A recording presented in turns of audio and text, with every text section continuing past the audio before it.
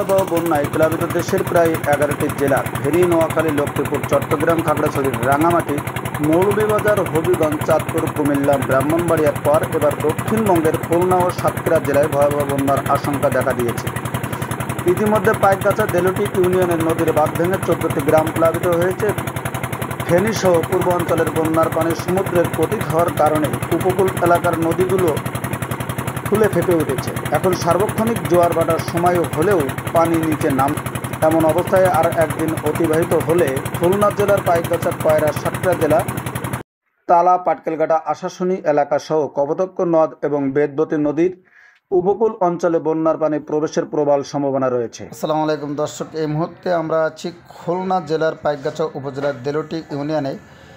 এখানে অধিকাংশ ঘরবাড়িগুলো সব পানিতে তলিয়ে গেছে এবং কৃষি যে জমি ছিল, ধান ক্ষেত ছিল, সেগুলোও পানিতে একাকার হয়ে গেছে।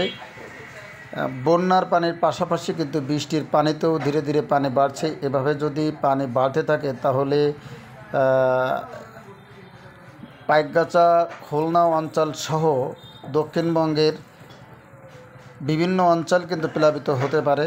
এবং আপনাদের দেখানোর চেষ্টা করব যে একটি বাড়ি কিন্তু পানির অপোজিট পাশে ডুবে আছে এবং এই এলাকার যারা বাসিন্দা আছেন তারা বিভিন্ন জায়গায় আশ্রয় নিচ্ছেন।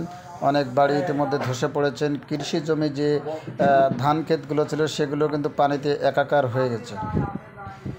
দেখেন কি অবস্থা।